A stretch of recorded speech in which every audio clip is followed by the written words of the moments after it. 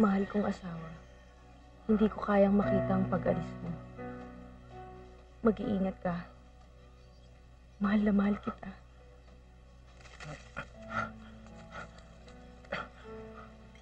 Nay! Ah!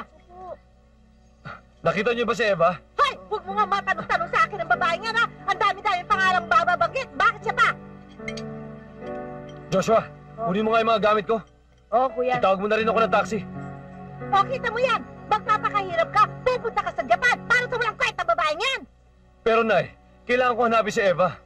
Kailangan ko makita ang asawa ko. Naku! Maglubay ka nga. Sige, Nay. Ano yung pinakain sa'yo ng babae niyan, ha? Hoy! Hoy, dito naman Eva! ang tubig! Oo, susunod ka na! Wala naman, ha? Eva! Eva! Eva!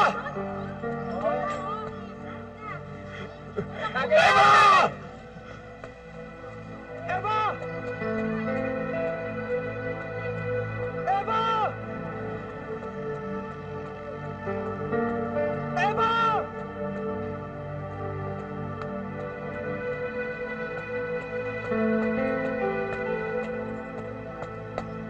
Eva! Nasaan ka, Eva?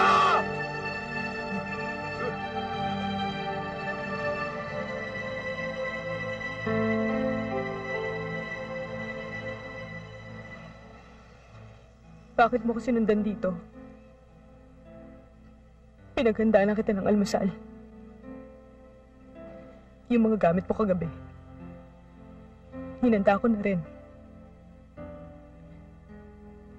Binilan din kita ng toothbrush. Toothpaste.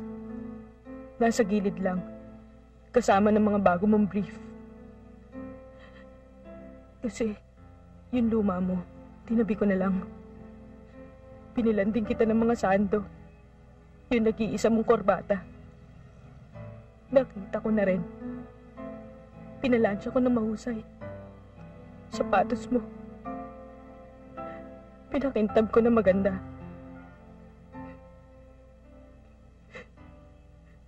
Ayoko kasi magmukhang kawawa ang asawa ko. Eva? Iwanan mo na ako. Eva? Kung gusto mo, huwag ka nang bumalik. Eva? Pero huwag mo ako sisisihin. Pagbalik mo, hindi mo na ako madadatnan dito. Ilang beses ko sasabihin sa'yo, ayoko makita ang pag-alis mo.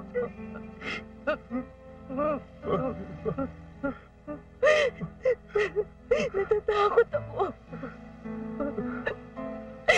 Na pagkapalis ka, baka hindi mo na rin ako makita. Huwag naman ganyan mukha ipabaon mo sa akin. Mahal na mahal kita, Eva. At ipinapangako ko sa'yo na wala akong gagawing makakasama para sa ating dalawa. Sana, sa pagbabalik ko, dito pa rin kita makikita. Huwag, Eva. Sinabi ko na sa'yo, ayoko makita ang pag-alis mo.